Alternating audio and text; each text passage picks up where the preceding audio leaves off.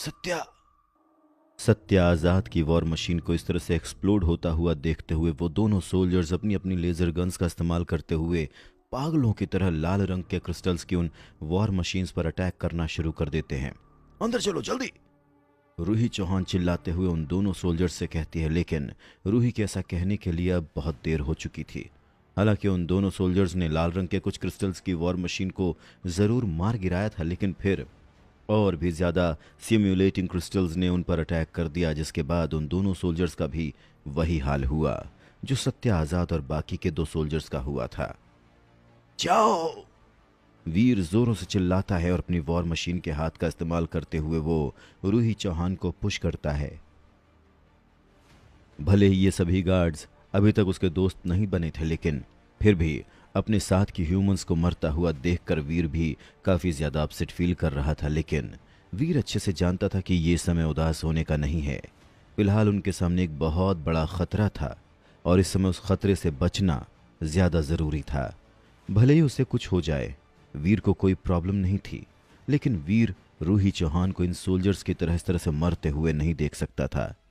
वीर की तेज आवाज सुनकर रूही चौहान, जो अभी तक बहुत ज्यादा शॉक में थी, वो भी होश में आती है और अपने दांत भींचते हुए रूही अपनी वॉर मशीन ऑपरेट करती है और रूइन के अंदर चली जाती है। उन्हें जल्द से जल्द इन सिम्युलेटिंग क्रिस्टल से छुटकारा पाने की जरूरत थी, नहीं तो अगर ऐसा नहीं हुआ तो वो और वीर भी इन सोल्जर्स की तरह ऐसे ही मारे जाएंगे। काले रंग के क्रिस्टल्स के गेट के पीछे एक क्रिस्टल का रास्ता मौजूद था। आगे आगे चलते हुए और वीर को रास्ता दिखाते हुए रूही आगे की तरफ बढ़ रही थी, लेकिन चाहकर भी वो बहुत ज्यादा तेज चलने की हिम्मत नहीं कर पा रही थी। और देखते ही देखते, पलक झपकते ही लाल रंग के क्रिस्टल की वॉर मशीन्स उन दोनों का पीछा करना शुरू कर देती हैं। ज्यादा सोचो नहीं रूही, जल्दी जल्दी भागो। वीर जानता था कि रूही इस समय रूइन में मौजूद ट्रैप्स को लेकर टेंशन में थी, लेकिन फिर वीर ये भी जानता था कि अगर वो दोनों यहां से जल्द नहीं भागे तो बहुत जल्द वो दोनों अपनी जिंदगी खो देंगे। अगर उन लोगों का अंदाजा सही है तो हो सकता है कि एक्सपर्ट पैनल ऑलरेडी इस रूइन के अंदर एंटर कर चुके होंगे।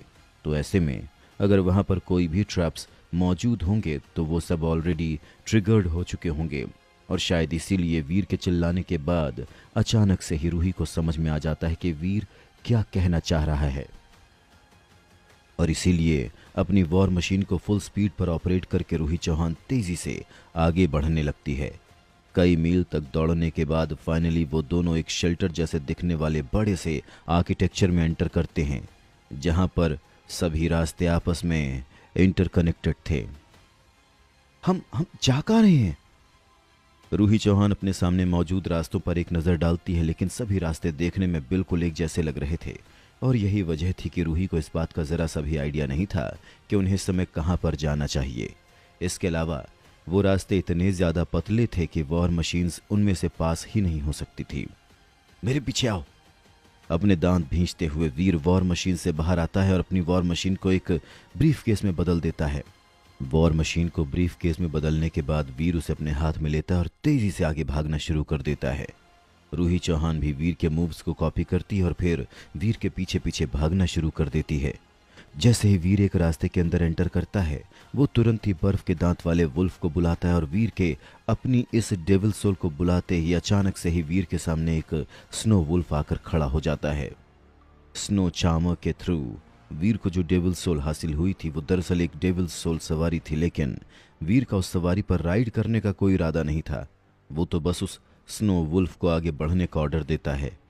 वीर ने डिसाइड किया था कि वो इस बर्फ के दांत वाले वुल्फ को एक गाइड की तरह इस्तेमाल करेगा, जो आगे आगे वीर और रूही को रास्ता दिखाते हुए जाएगा। दरअसल वीर को क्रिस्टलाइजर रूइन के बारे में बहुत ही कम पता था, और क्योंकि रूही चौहान को इस जगह का जरा सा भी आइडिया नहीं था, इसीलिए इस समय डिसीजन लेने की जिम्मेदारी वीर पर ही आ गई थी। फिर भले ही वीर को ये पता ना हो कि उसका डिसीजन सही है या गलत, अगर वो लोग इस समय सोचने समझने में लग गए तो हो सकता है कि वो लोग इससे भी बड़ी मुसीबत में फंस जाएं, और यही वजह थी कि वीर ने अपने बर्फ के दांत वाले वुल्फ को आगे जाने देने का डिसीजन लिया था। वीर का बर्फ के दांत वाला वुल्फ तेजी से आगे आगे दौड़ रहा था, और वीर और रूही अपने अपने हाथ में अपनी वॉर मशीन्स के केसेस लिए उस स्नो वुल्फ के पीछे पीछे भाग रहे थे। हालांकि ये बात और थी कि वहां के रास्ते इतने ज़्यादा कॉम्प्लिकेटेड थे कि भले ही वहां पर कोई भी खतरा नहीं था, लेकिन फिर भी वो लोग रास्ता भूल चुके थे। और अब अगर वो लोग चाहें भी तो भी जल्दी से वापस उस एंट्रेंस की तरफ नहीं जा सकते थे जहां से वो दोनों अंदर आए थे। यहां पर सन्नाटा लग रहा है, चलो कुछ देर यहीं पर रुक जाते हैं। ब्रिज जैसी एक जगह पर पहुंचने के बाद वीर नीचे की तरफ मौजूद अजीब से दिखने वाले क्रिस्टल के स्टैच्यूज को देखकर हाँफते हुए रूही से कहता है। वीर की बात सुनकर रूही भी बहुत ध्यान से उस सन्नाटे को सुनने की कोशिश करती है और वाकई में उसे कोई भी आवाज सुनाई नहीं देती है।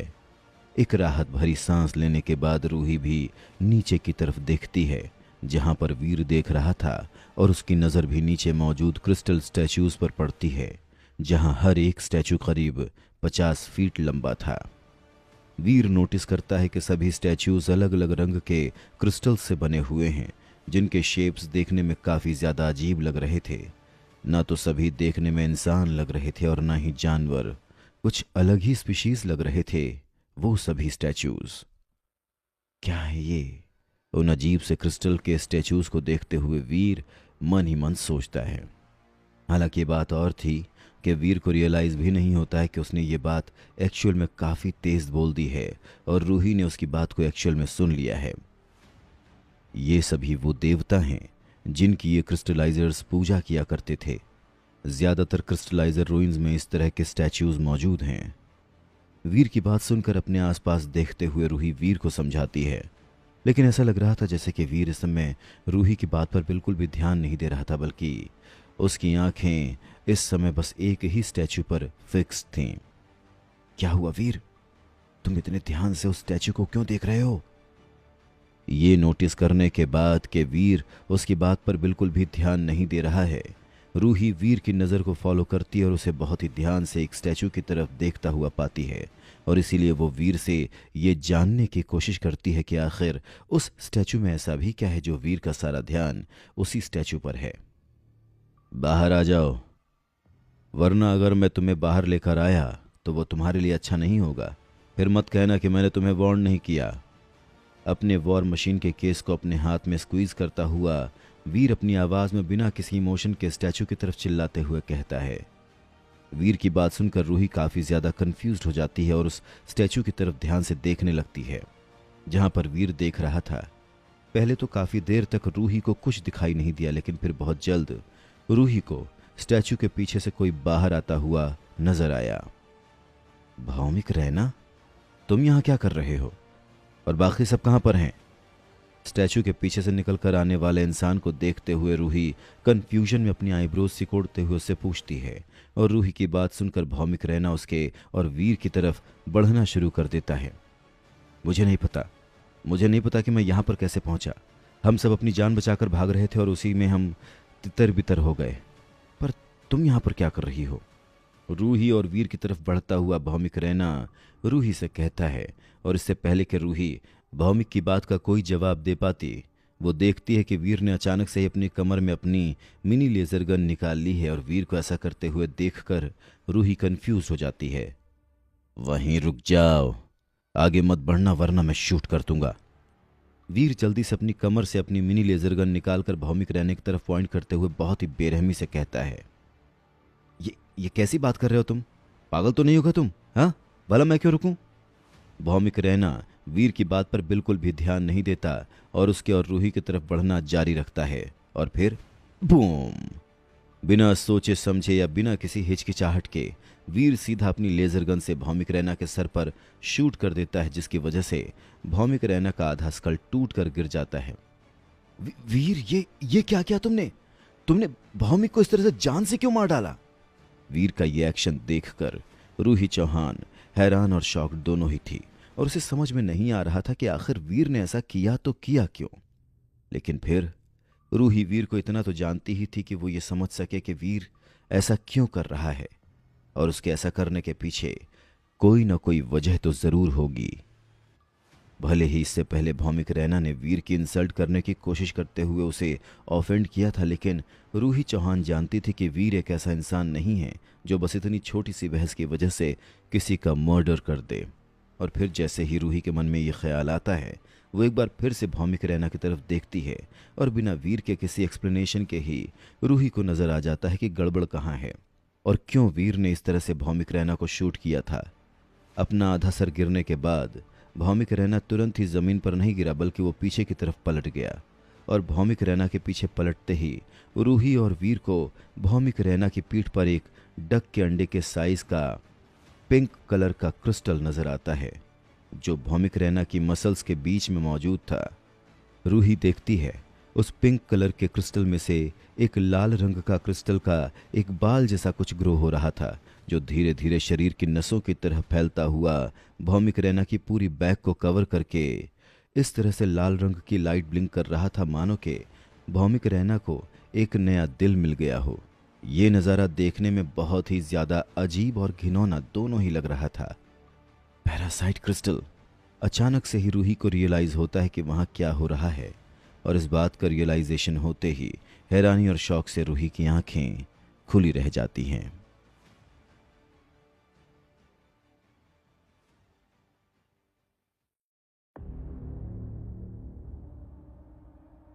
जैसे ही रूही को रियलाइज होता है कि यहाँ रूइंस के अंदर क्या हो रहा है, वीर की तरह वो भी जल्दी से अपनी गन निकालती है और उस क्रिस्टल को शूट करने के लिए तैयार रूही चौहान भौमिक रैना के पीठ पर मौजूद क्रिस्टल पर अपनी गन एम कर देती है।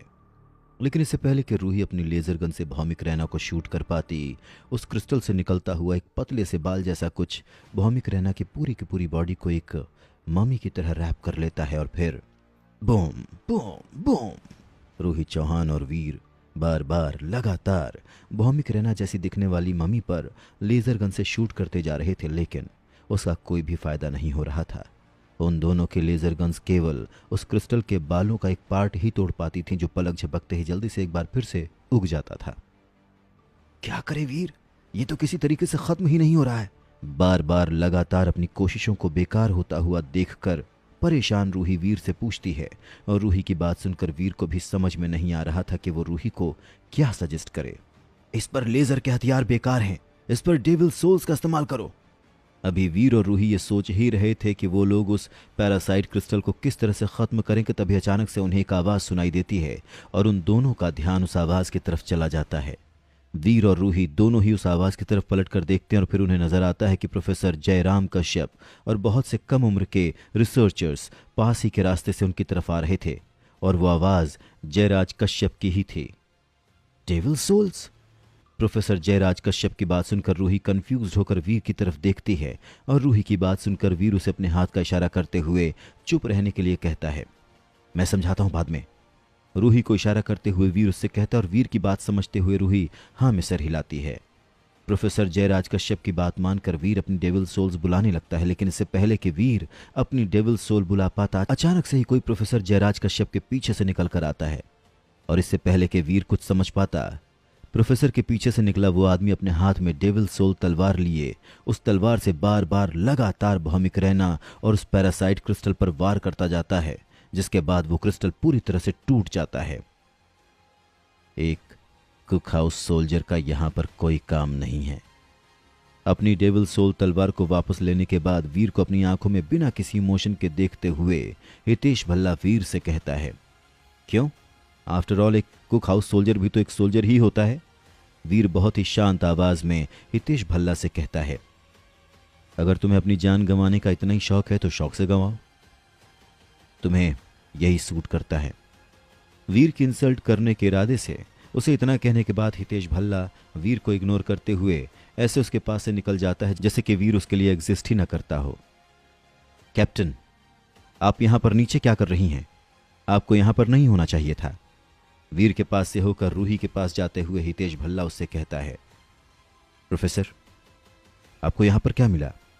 हितेश भल्ला और उसकी बातों को पूरी तरह से इग्नोर करते हुए रूही चौहान प्रोफेसर जयराज कश्यप से पूछती हैं, हमें रूइंस का एंट्रेंस मिल गया था और हमें यह भी पता चल गया था कि ये रूइंस क्रिस्टलाइजर रॉयल्टीज का है, लेकिन अचानक से ही पता नहीं कहां से वहां पर बहुत ज्यादा तादाद में सिम्युलेटिंग क्रिस्टल्स आ गए। डपने से कनेक्शन टूट जाने के बाद हमारे पास रूइंस के अंदर जाने के अलावा कोई रास्ता भी नहीं बचा था, और फिर बाद में पैरासाइट क्रिस्टल्स ने हम पर अटैक कर दिया। बहुत से लोग अफेक्ट हुए थे और ख़ुद को बचाने के लिए हम सब इस मेस में इधर उधर भाग गए। प्रोफेसर जयराज कश्यप रूही को बताते हैं और प्रोफेसर जयराज की बात सुनकर रूही बस सर हिला देती है। एकांश बत्रा और प्रत्युष मल्होत्रा कहां पर हैं? आप लोगों के साथ नहीं है वो दोनों? एकांश बत्रा और प्रत्युष मल्होत्रा को साथ में न देखकर रूही इधर उधर देखते हुए प्रोफेसर जयराज से पूछती है। पैरासाइट क्रिस्टल्स के अटैक के बाद बहुत से सोल्जर्स और रिसर्चर्स उन पैरासाइट क्रिस्टल्स से अफेक्टेड हुए थे। इतनी अफरा तफरी मच गई थी कि मैं नोटिस ही नहीं कर पाया कि उस अफरा तफरी में वो दोनों कहाँ चले गए। रूही की बात सुनकर प्रोफेसर जयराज एक गहरी सांस लेते हुए ना में अपना सर हिलाते हुए उससे कहते हैं, और प्रोफेसर जयराज की बात सुनकर रूही थोड़ा सा कंफ्यूज होकर सोच में पड़ जाती है। प्रोफेसर जयराज जो कह रहे थे वो काफी कुछ वैसा ही था जैसा रूही ने होना एक्सपेक्ट किया था, क्योंकि अब इस रूइन में सभी लोग तितर बितर हो गए थे। इसीलिए रूही जानती थी कि उसके लिए सबको ढूंढना बहुत ज्यादा मुश्किल हो जाएगा। प्रोफेसर, क्या आपको यहां से बाहर जाने का कोई रास्ता पता है? अपने आसपास की सराउंडिंग्स को देखते हुए रूही प्रोफेसर जयराज से पूछती है। उन सिम्युलेटिंग क्रिस्टल से भागते भागते वो और वीर इतनी गहराई में आ गए थे कि अब रूही को बाहर निकलने का रास्ता समझ में ही नहीं आ रहा था। क्रिस्टलाइजर्स का ये आर्किटेक्चर देखने में किसी मेट्रोपॉलिटन सिटी के जैसा लग रहा था, जो क्रिस्टल से बना हुआ था। ऐसी जगह से बाहर निकलने का रास्ता ढूंढ पाना रूही या किसी के लिए भी बिल्कुल भी आसान नहीं था, और इसके अलावा इन क्रिस्टल्स की स्पेशल कैरेक्टरिस्टिक्स की वजह से वो सब बॉम्ब्स का इस्तेमाल करके उस आर्किटेक्चर को ब्लास्ट भी नहीं कर सकते थे, क्योंकि अगर उन लोगों ने ऐसा किया तो उससे उन्हीं लोगों की ही मौत हो जाएगी। इधर रूही की बात सुनकर रिसर्चर्स भी एक दूसरे को देखते हैं। ऑब्वियसली रूही और वीर की तरह उन्हें भी इस बात का कोई आइडिया नहीं था कि वो सब के सब यहां से बाहर कैसे निकलेंगे। मेरे ख्याल से हमें बिल्कुल भी चिंता करने की जरूरत नहीं है। वैसे भी हमारा मिशन तो नई नई चीजों को ढूंढना है ना, तो मेरे हिसाब से हमें इसी तरह से आगे बढ़ना कंटिन्यू रखना चाहिए। हो सकता है कि बहुत जल्द हमें खजाना मिल जाए। सबको परेशान देखकर हितेश भल्ला सबसे कहता है, और हितेश भल्ला की बात सुनकर सभी सोच में पड़ जाते हैं। मुझे लग रहा है कि हितेश भल्ला सही कह रहा है कैप्टन। अब क्योंकि आप भी ऑलरेडी यहां पर आ चुकी हैं और बाहर भी बहुत सारे सिम्युलेटिंग क्रिस्टल्स मौजूद हैं, इसीलिए मुझे नहीं लगता कि हमें अभी इतनी जल्दी यहां से बाहर निकलना चाहिए। इससे हमारी ही जान को खतरा हो सकता है। तो मुझे भी यही लगता है कि हमें हितेश भल्ला की एडवाइस मान लेनी चाहिए और पहले यहां पर आसपास देख लेना चाहिए। अगर वाकई में हमें खजाना मिल जाता है तो हम अपना टास्क खत्म कर सकते हैं और हमें कुछ क्लूज भी हासिल हो सकते हैं, जिससे हमें यह पता चल सके कि हम सब इस जगह से बाहर कैसे निकलें। हितेश भल्ला की बात को सुनकर प्रोफेसर जयराज कश्यप भी गहरी सांस लेते हुए रूही से कहते हैं, और प्रोफेसर जयराज की बात सुनकर रूही सोच में पड़ जाती है। क्रिस्टलाइजर्स सिविलाइजेशन को पूरी मेहनत से स्टडी करने के बाद रूही चौहान जानती थी कि प्रोफेसर जयराज कश्यप ने जो कुछ भी कहा है वो सब कुछ सच है।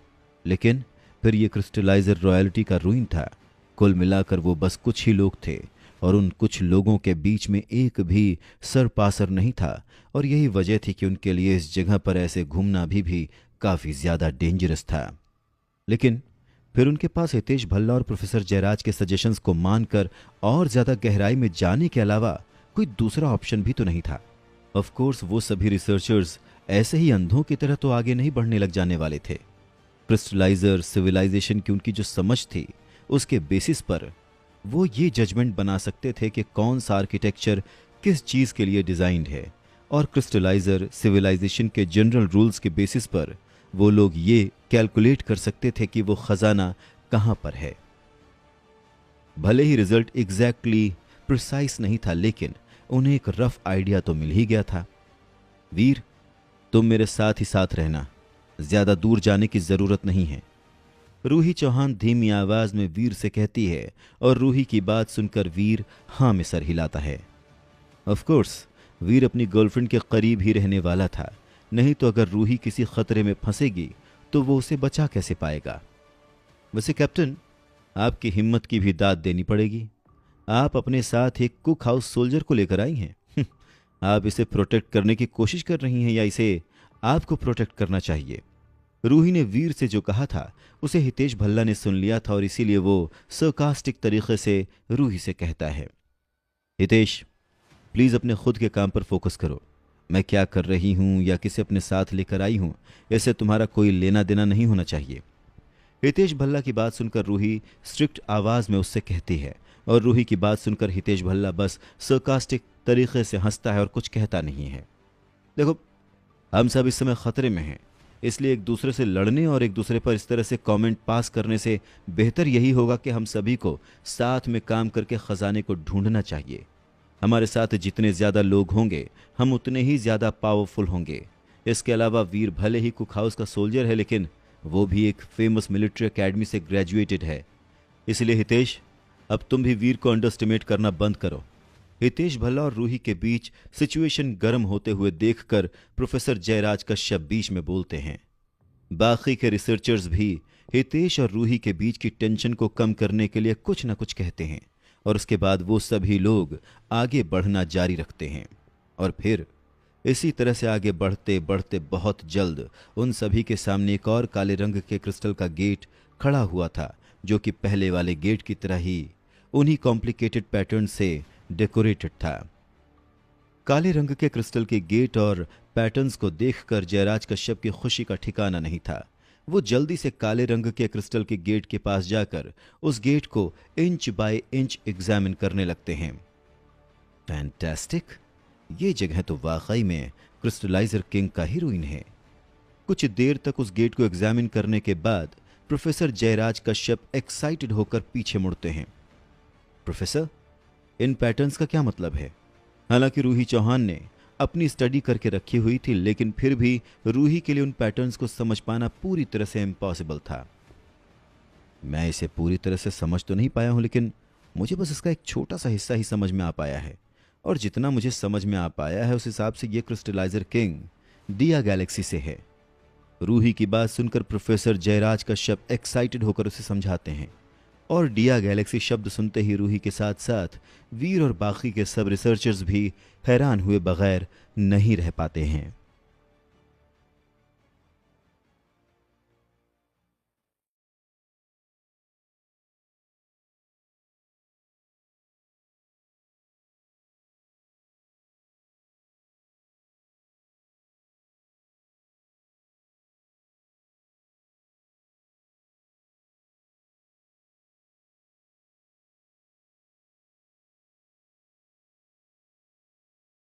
डिया गैलेक्सी?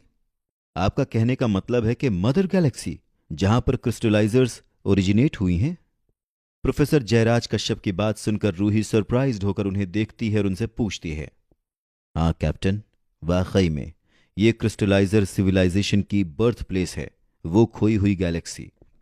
प्रोफेसर जयराज कश्यप इस समय बहुत ज्यादा एक्साइटेड लग रहे थे, और उन्हें इतना ज्यादा एक्साइटेड देखकर वीर काफी ज्यादा कंफ्यूज्ड हो गया था। वीर को उस बातचीत का ज्यादातर हिस्सा तो समझ में ही नहीं आया था। उसे बस इतना ही समझ में आया था कि ये क्रिस्टलाइजर किंग बहुत ही हाई रैंक का होगा और उसके पास बहुत सारा खजाना मौजूद होगा। जबकि बाकी के दूसरे रिसर्चर्स डिया गैलेक्सी को देखकर बहुत ज्यादा एक्साइटेड लग रहे थे, जैसे कि मानो उनके हाथ सोने की खान लग गई हो। लेकिन वीर को क्रिस्टलाइजर सिविलाइजेशन और डिया गैलेक्सी के बारे में कुछ भी समझ में नहीं आया था। हाँ, उसे एक चीज जरूर समझ में आ गई थी कि उसकी गर्दन पर लटका हुआ 9 लाइफ कैट का पेंडेंट और ज्यादा से ज्यादा गर्म होता जा रहा था, और जिस तरह से वो पेंडेंट गर्म होता जा रहा था उससे ऐसा लग रहा था जैसे कि वो पेंडेंट किसी ऐसी चीज की तरफ पहुंच रहा था जो उसे अफेक्ट कर रही है। इधर प्रोफेसर जयराज कश्यप की कमांड के अंडर रिसर्चर्स अपने अपने टूल्स बाहर निकालते हैं और उस काले रंग के क्रिस्टल के गेट को खोदना शुरू कर देते हैं। वो सभी इसमें बहुत ज्यादा स्किल्ड थे, और यही वजह थी कि उस काले रंग के क्रिस्टल के गेट को खोदने में उन्हें आधे घंटे से भी कम का समय लगा। और जैसे ही उनका काम खत्म हुआ, अचानक से ही उस गेट में हुए गैप में से एक रोशनी बाहर आना शुरू हो जाती है, और फिर आउच! एक रिसर्चर जो उस लाइट के ठीक सामने था, वो अचानक से ही चिल्लाते हुए जमीन पर लोटना शुरू कर देता है। उसकी बॉडी पर जिन जिन जगहों पर भी रोशनी पड़ी थी वो सभी जगहें जलकर झुलस चुकी थीं। उस रिसर्चर के फेस से लेकर उसकी कमर तक हर जगह की स्किन झुलस चुकी थी। काले रंग का मार्क उसके फ्लैश में बहुत ही गहराई तक जा चुका था। उस रिसर्चर का यह हाल देखकर वहां मौजूद सभी लोग काफी ज्यादा शॉक्ड हो गए थे और वो लोग तुरंत ही उस लड़के को उस लाइट से खींचकर अलग ले जाते हैं। खुद वीर भी इस समय इतना ज्यादा शॉक्ड था कि शॉक के मारे वीर की बोलती बंद हो चुकी थी और बस कुछ ही पलों में उस रिसर्चर के शरीर पर लगी चोटें इन्फेक्ट होना शुरू हो गई थीं। उन रिसर्चर्स में से कोई एक चोट खाए हुए उस रिसर्चर के घाव पर लगाने के लिए जल्दी से एक फर्स्ट एड को बाहर निकालता है, लेकिन उसका कोई फायदा नहीं था। इससे पहले कि उस आदमी के घाव पर दवा लग भी पाती, पलक झपकते ही उस आदमी की मौत हो गई थी। वीर को लगा था कि शायद ये देखने के बाद प्रोफेसर जयराज कश्यप अंदर जाने के अपने इरादे को छोड़ देंगे, लेकिन वीर नोटिस करता है कि प्रोफेसर जयराज इस समय पहले से भी कहीं ज्यादा एक्साइटेड हो गए थे। ये उन क्रिस्टल्स की वॉन्डरिंग लाइट है, क्योंकि अंदर बहुत ज्यादा तादाद में क्रिस्टल मौजूद हैं। ये क्रिस्टलाइजर रिसर्च के इतिहास में एक बहुत ही ऐतिहासिक डिस्कवरी साबित हो सकती है। जल्दी से सारी तैयारी करो। जो जो भी माइक्रो क्रिस्टल की प्रैक्टिस में सक्सेसफुल हुए हैं वो खजाने को ढूंढने के लिए मेरे पीछे पीछे मेरे साथ अंदर चलेंगे। बाकी के सब लोग यहीं पर रुकेंगे। काले रंग के क्रिस्टल के अंदर से आ रही रोशनी को देखते हुए प्रोफेसर जयराज कश्यप बहुत ही एक्साइटेड होते हुए बाकी सब से कहते हैं, रुकिए प्रोफेसर, आप अंदर नहीं जा सकते हैं। इससे पहले कि प्रोफेसर जयराज कश्यप उस गेट के अंदर जाने के लिए मुड़ भी पाते, रूही चौहान उन्हें रोक लेती है। क्यों क्यों नहीं जा सकता मैं अंदर? रूही को उन्हें ऐसे रोकता हुआ देखकर प्रोफेसर जयराज थोड़ा हैरान और कंफ्यूज दोनों ही हो जाते हैं और कंफ्यूज्ड होकर वो रूही चौहान से पूछते हैं, अंदर जाना बहुत ही खतरनाक साबित हो सकता है। इसके अलावा इस तरह की बड़ी डिस्कवरी को पृथ्वी ग्रह की कंसर्न अथॉरिटीज के बनाए गए लॉज के अकॉर्डिंग एआई के सर्विलेंस के अंडर ही होना चाहिए। बहुत ही सीरियस आवाज में रूही चौहान प्रोफेसर जयराज कश्यप से कहती है, मैं आपकी चिंता की रिस्पेक्ट करता हूं कैप्टन, लेकिन जब तक एक इंसान माइक्रो क्रिस्टल की प्रैक्टिस में सक्सेसफुल होता है तब तक वो क्रिस्टल से निकल रही वॉन्डरिंग लाइट को रेजिस्ट कर सकता है, इसीलिए रिस्क बहुत ही मिनिमम होता है। और रही बात एआई के सर्विलेंस की, तो ये एक स्पेशल सिचुएशन है, इसीलिए जब हम वापस जाएंगे तब मैं एक पूरी की पूरी रिपोर्ट लिख दूंगा और सारी जिम्मेदारी अपने सर पर ले लूंगा। हितेश और कपिल, तुम दोनों जल्दी से अपने आप को प्रिपेयर करो, हम तुरंत ही अंदर जाएंगे। रूही की बात सुनकर प्रोफेसर जयराज उससे कहते हैं और फिर उसके बाद अपने साथ के लोगों को ऑर्डर देते हैं, सॉरी प्रोफेसर, लेकिन डफने की कैप्टन होने के नाते मैं आपको ऐसा नहीं करने दे सकती। आप तजुर्बे में मुझसे सीनियर हैं और इसीलिए हो सकता है कि आप अपनी जगह पर सही हों, लेकिन हमें रूल्स के हिसाब से ही चलना चाहिए। ये रूइन तो यहीं पर ही है और यहां से कहीं नहीं जाने वाला है। जब हम लोग यहां से बाहर निकलकर डफने में कनेक्शंस हासिल कर लेंगे तब हम लोग यहां पर वापस आ जाएंगे। रूही चौहान अभी भी एक चट्टान की तरह प्रोफेसर जयराज कश्यप के सामने खड़ी हुई थी और उन्हें उस गेट के अंदर जाने नहीं दे रही थी। कैप्टन, मेरी बात को समझिए, मैंने कहा ना आपसे कि ये एक स्पेशल सिचुएशन है, आप इसे इतना ज्यादा कॉम्प्लिकेट क्यों कर रही हैं?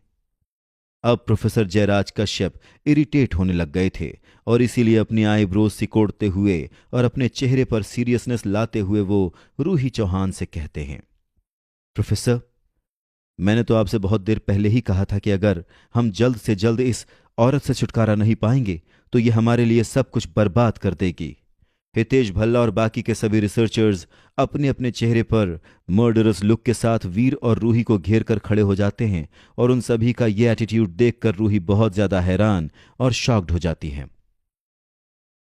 हितेश भल्ला, तुम भी पृथ्वी ग्रह के एक सोल्जर हो, क्या तुम्हें मिलिट्री लॉज से होने वाले सैंक्शन का डर नहीं है?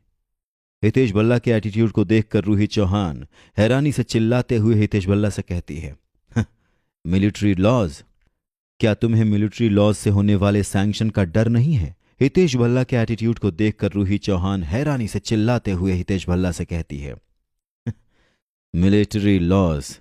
अपने चेहरे पर इंसल्टिंग सी स्माइल के साथ हितेश भल्ला कहता है और अपनी गोल्डन डेविल सोल तलवार निकालकर उस तलवार से वीर पर अटैक करता है जो इस समय रूही चौहान के बगल में खड़ा हुआ था। यहां पर कोई भी लॉ नहीं है, सरकास्टिक तरीके से हंसते हुए हितेश भल्ला कहता है और वीर पर अटैक करने के लिए तैयार हो जाता है। हितेश भल्ला को खुद पर अटैक करता हुआ देखकर भी वीर घबराता या डरता नहीं है, बल्कि बहुत ही शांति से खड़ा रहकर रूही चौहान को अपने पीछे कर लेता है। लेकिन फिर बाकी के दोनों रिसर्चर्स भी अपने अपने डेविल सोल हथियार निकाल लेते हैं और उन दोनों पर खतरनाक तरीके से अटैक करने लग जाते हैं। हर तरफ से अटैक होता हुआ देखकर तुरंत ही वीर के हाथ में कर्स्ड भेड़िए का खंजर आ जाता है और वो अपनी तरफ आ रहे एक रिसर्चर के हथियार को ब्लॉक कर देता है। उसके बाद वीर अपनी बॉडी को साइड में घुमाता है और दूसरे रिसर्चर के अटैक को डॉज कर देता है। इसके अलावा साथ ही साथ वीर एक रिसर्चर को अप्रोच करता है और अपना कर्स्ड भेड़िए का खंजर उस रिसर्चर की गर्दन पर रख देता है। हिलना मत, अगर तुम इसे जान से हाथ धोता हुआ देखना नहीं चाहते। इससे पहले कि वीर अपना सेंटेंस खत्म भी कर पाता, हितेश भल्ला वीर के सामने खड़े रिसर्चर की तरफ तेजी से बढ़ता है और अपनी गोल्डन तलवार से उस रिसर्चर को ही 2 टुकड़ों में काट देता है। इसके बाद बिना कोई पॉज लिए हितेश भल्ला की गोल्डन तलवार वीर की तरफ बढ़ना जारी रहती है। अपनी तरफ गोल्डन तलवार को आता हुआ देखकर वीर की आंखों में भी बेरहमी उतर आई थी और वो जल्दी से पीछे हटते हुए अपने कर्स्ड भेड़िए का खंजर को उठाकर हितेश भल्ला की गोल्डन तलवार को ब्लॉक करने की कोशिश करता है। वीर को इस बात का जरा सा भी अंदाजा नहीं था कि हितेश भल्ला इतना ज्यादा बेरहम है कि उसे अपने खुद के आदमी की जिंदगी और मौत की भी परवाह